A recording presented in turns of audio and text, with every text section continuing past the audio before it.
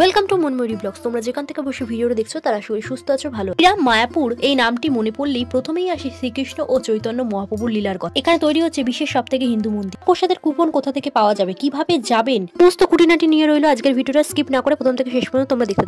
আমি হাওড়া থেকে নবদ্বীপ লোকাল ধরে নবদ্বীপ ধামে নেমে সেখান থেকে টোটো করে পৌঁছে গেলাম নবদ্বীপ ঘাট। সেখান থেকে 5 টাকা করে নৌকা ধরে আমি পৌঁছে গিয়ে যাব মায়াপুর। দেখতেই পাচ্ছ আমি চেপে পড়েছি নৌকাতে, প্রচণ্ড ভিড়। তারপরেই পৌঁছে গেলাম মায়াপুরে। দেখতেই পাচ্ছ বন্ধুরা, এটা হচ্ছে মায়াপুরে ঢোকার যে গেটটা, খুব সুন্দর লাগছে। এখান থেকে টোটো করে আমাকে যেতে হবে মায়াপুর ইস্কনের মন্দির। আবার যারা ভাবছো শিয়ালদা থেকে কৃষ্ণনগর জংশন ধরে, কৃষ্ণনগর থেকে মাথা পিছু টোটো করে 20 টাকা দিয়ে পৌঁছে যাবে মায়াপুর ঘাট। এখান থেকে 3 টাকার বিনিময়ে ঘাট পেরোলেই মায়াপুর।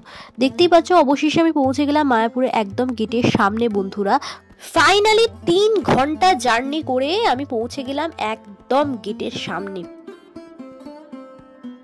প্রচণ্ড ভিড় হয়েছিল বন্ধুরা। প্রথমেই আমার কাজ হবে ভোগের কুপন কেটে নেওয়া। দেখতেই পাচ্ছ বন্ধুরা এখানে প্রচণ্ড ভিড় হয়েছে। এখানে 4টে কুপন কাউন্টার আছে, তোমাদের সামনে সেটা আমি তুলে ধরছি বন্ধুরা। এখানে প্রথমেই আমি দেখতে পাচ্ছি গদা ভবন রয়েছে। গদা ভবনের কাউন্টার বন্ধ হয়ে গেছে। তারপরেই নামহট্ট ভবন রয়েছিল। তারপরে আমি গীতা ভবন থেকে আমি টিকিটটা কেটে নেওয়ার জন্য দাঁড়িয়ে পড়লাম। এখানে হচ্ছে মন্দির টেম্পল, কোথায় কিভাবে যাবে, কখন কি হবে তার লিস্টটা করে রয়েছে বন্ধুরা। আর এই দেখো এখানে হচ্ছে হরিনাম সংকীর্তন হচ্ছে। অবশেষে আমি ভোগের কুপন কাটার লাইনে দাঁড়িয়ে পড়েছি। আমি জানি না কখন কুপন পাবো। গীতা ভবনে তো দাঁড়িয়ে পড়েছি বন্ধুরা। প্রায় আধ ঘন্টা লাইনে দাঁড়ানোর পর অবশেষে আমি আমার গীতা ভবন থেকে আমি আমার ভোগের কুপনটা কেটে নিলাম বন্ধুরা। এখানে তৈরি হচ্ছে বিশ্বের সব থেকে সুন্দর মন্দির, তাই শীত গ্রীষ্ম বর্ষা সারা বছরই ভক্তের আনাগোনা লেগেই রয়েছে। এখানে দেখো বন্ধুরা আমি কুপনটা কেটে নিচ্ছি 12:30 থেকে 1টা অবধি, আর 1টা থেকে 1:30 অবধি খাওয়ানো হবে। এখানে কিছু দর্শনীয় স্থান রয়েছে, যেমন দেখো শিল প্রভুপাদ পুষ্প সমাধি মন্দিরে যে যাবার যে পথ, এখানে দেখতে পাচ্ছ খুব সুন্দর ফোয়ারা দেখতে পাচ্ছ। এখানে যেতে গেলে তোমাদের ফোনটা জমা রাখতে হবে। ফোনটা জমা রাখতে গেলে 5 টাকা করে ফোন জমা এবং জুতো জমা, বিনা পয়সায় জুতো তোমরা রাখতে পারবে।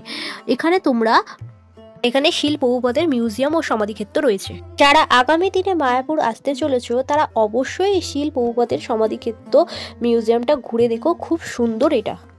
তারা এখানে থাকবে ভাবছো, এখানে বড় বড় লজ রয়েছে। এখানে 100 টাকা থেকে 6000 টাকা পর্যন্ত রুম পেয়ে যাবে। তোমরা ইসকনের ওয়েবসাইট থেকে বুক করতে পারো, স্পটে এসে বুকিং করতে পারো। বিভিন্ন রকমের এখানে থাকার জায়গা রয়েছে। উল্লেখযোগ্য দর্শনীয় স্থান হচ্ছে চন্দ্র উদয় মন্দির আর শিল প্রভুপাদ মিউজিয়াম, যেটা আমরা আগেই দেখে নিয়েছি। আর একটা হচ্ছে গোশালা। এবার আমি খাওয়ার জন্য উদ্দেশ্যে রওনা দিচ্ছি বন্ধুরা। এই দেখতে পাচ্ছ কুপন সঙ্গে নিয়ে আমি ছুটছি খাওয়ার উদ্দেশ্যে। দেখতে পাচ্ছ বন্ধুরা এখানে গীতা ভবনের লাইন চলে গেছে সোজা।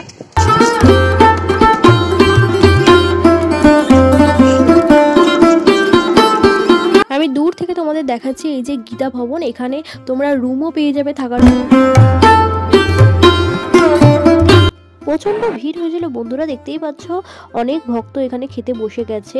গীতা ভবনের প্রসাদে আমি কি কি খেলাম তা আমি তোমাদের সামনে ভিডিওর মাধ্যমে তুলে ধরলাম বন্ধুরা। এখন লাইন দেওয়ার পর অবশেষে খেতে বসে পড়লাম। প্রথমেই পাতে পড়ে গেল আমার বেগুনি, তারপর চলে এলো গরম গরম ভাত, ভাতের পরই দিয়ে দিল ডাল, ডালের পর দিয়ে দিল একটা তরকারি।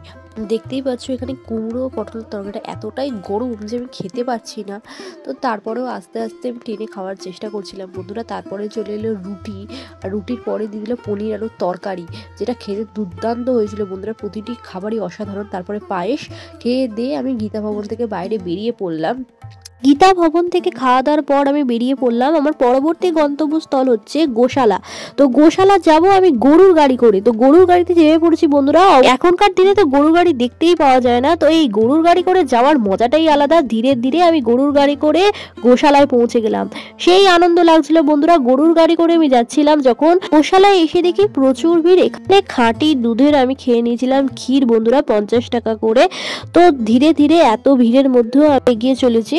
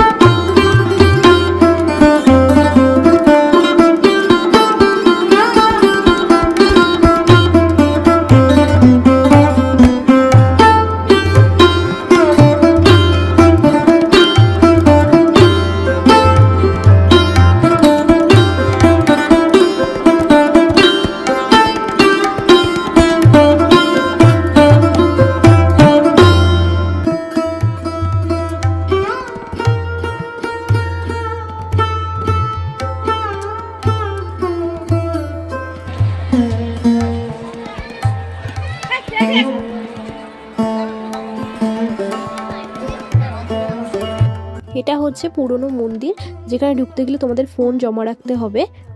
আর তোমরা যে নতুন মন্দিরটা দেখছো, সেই নতুন মন্দিরের কাজ এখনো পুরোপুরি কমপ্লিট হয়নি, সেটা ঢুকতে গেলে তোমাদের 50 টাকা ডোনেশন দিতে হবে। ভিডিওটা ভালো লাগলে লাইক কমেন্ট করে চ্যানেল সাবস্ক্রাইব করে দিও। আজকে সবাইকে টাটা, আবার দেখার জন্য একটা ভিডিও নিই।